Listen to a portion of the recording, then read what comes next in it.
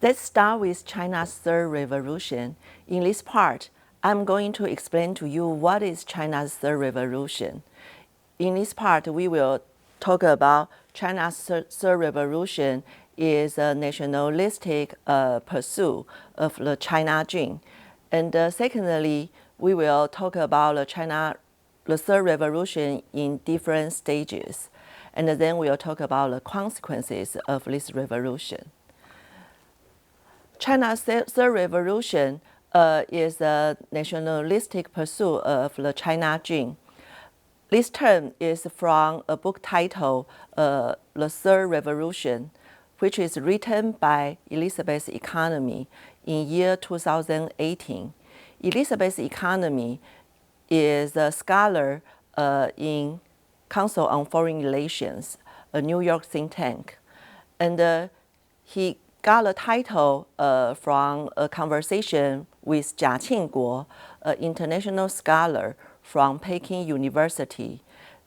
She met Jia Qingguo in a conference, and they talk about Xi Jinping.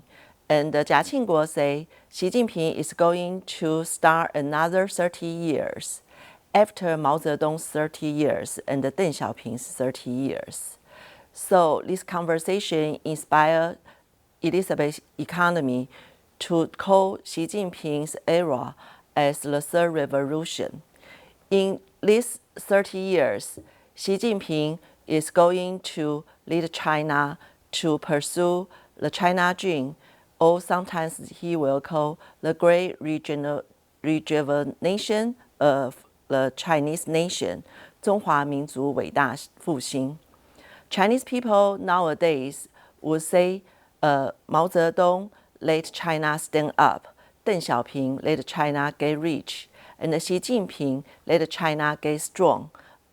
In Chinese, they will also say 毛泽东让中国站起来了，邓小平让中国富起来了，而习近平呢要让中国强起来。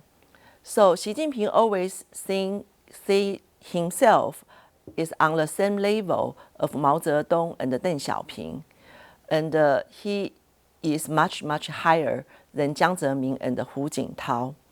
So in retrospect, probably we will say the 30 years during Mao Zedong is the so-called socialist revolution, and the second revolution started by Deng Xiaoping is economic liberation, and now Xi Jinping's third revolution is a statist revolution. So the statist revolution proceeded in 3 stages. The first stage is the 18-party Congress, that is Xi Jinping's first term, from year 2012 to 2017. In this time, domestically, Xi Jinping launched the anti-corruption campaign to remove his enemy from important positions. And then for the society, he is quite repressive to the civil society. He has cracked down of all the NGOs and the liberal social media. And in the economy, he has do a lot of policy to clean up the financial market. And to the outside world, Xi Jinping started to advocate the so-called new type great power relations with the United States. Xi Jinping would say, because the Pacific Ocean is so large, China and the United States should share power with each other.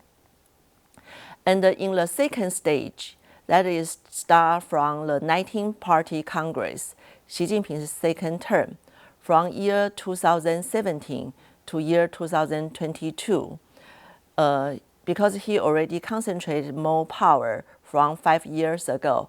Nowadays, he will focus on further concentrate of the power to the center of the party and in his own hands.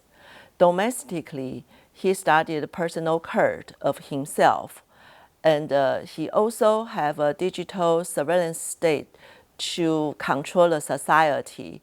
he has used a lot of high technology, including face recognition monitors and the big data on the internet to have tightened up the social control of the whole society.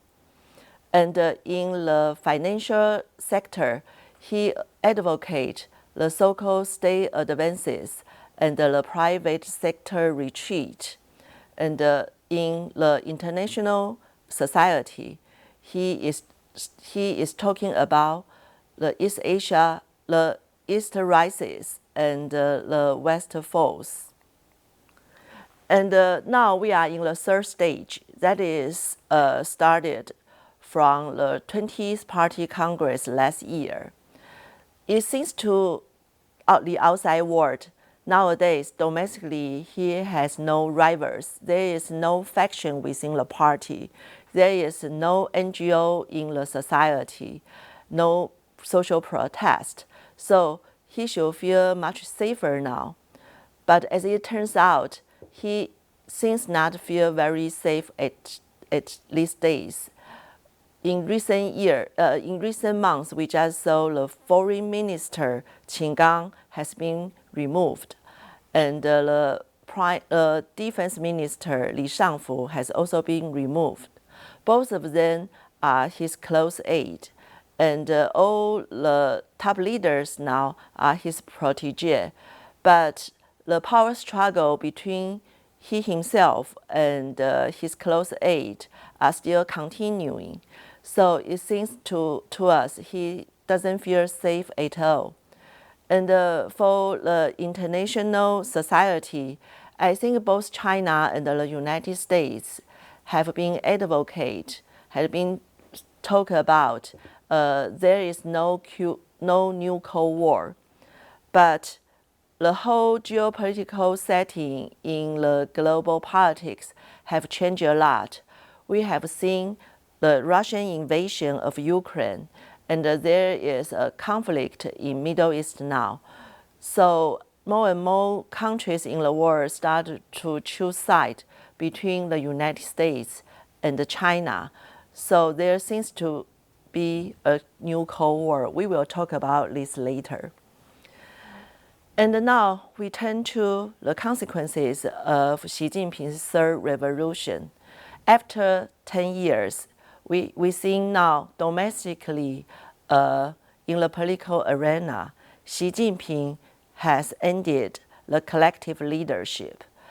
The standing committee have now been all his own political protege. There is no people from other factions. And we also see Xi Jinping go back to the personal cult during Mao Zedong again. The personal cult during the Mao Zedong has caused big disaster to China. So Deng Xiaoping have tried very hard to make sure there is no personal cult after Deng Xiaoping's political reform. But now Xi Jinping will resume the personal cult again. And we also see Xi Jinping has broken the rules and the institutions for power succession and the power distribution within the party. There is no division of labor between the members of the party's standing committee now. And Xi Jinping already set up many leading groups for him to make decisions for the whole party. And we don't see any power succession rules. So we don't see how Xi Jinping will have his successor in the future. And finally, we also see Xi Jinping has resumed the political terror for rank-and-file cadres in the party's state organization. He has started the so-called 民主生活会, Assembly for Democratic Life, from top to the bottom of the whole party state system. The rank-and-file party cadres feel that kind of a political terror. They feel the pressure to criticize themselves or criticize others in this Assembly for Democratic Life. So now he govern the whole political system through this kind of fear, political fear, rather than power distribution and interest allocation, which is quite different from Deng Xiaoping's second revolution. Okay, and we see the consequences in the economic arena. Xi Jinping has launched two very ambitious economic projects during the 10 years. In year 2013, he started the so-called Belt and Road initiatives, which is a global project for China's economic sector. And in year 2015, he started the policies called Made in China 2025. And this economic project is very ambitious for China's for China to upgrade its economy.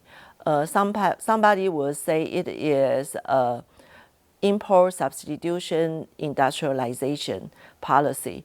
And they already selected 10 strategical industries for the state to inject a lot of capital to boost this strategical industry to compete with the advanced countries. And they also use a lot of money to boost the to give financial booster to the state enterprises. And the state enterprises will take this opportunity to merge private sectors. So as a result, there is a state enterprises advances and the private sectors retreat. And finally, during Xi Jinping's third revolution, we see the party penetration into the private enterprises and the foreign enterprises. Nowadays, even in foreign enterprises, people have to study Xi Jinping's thought regularly. So this is a very bad consequences to the economy. And in the society, we also see terrible consequences to the society. Xi Jinping has cracked down most of the liberal medias in last 10 years. And he also cracked down all the NGOs in the civil societies. And then he has installed the so-called social credit system to control the whole society. People cannot buy a high-speed railroad ticket or cannot send their children to those prestigious schools if they got a social credit score very badly. And he also installed the digital surveillance state to control the whole society by using AI technologies and the face recognition monitors. And he has launched domestic and global propaganda campaign through disinformation and misinformation to advocate those policies the state want and to attack those voices the state fear hostile to. So that's the social consequences of the third revolution.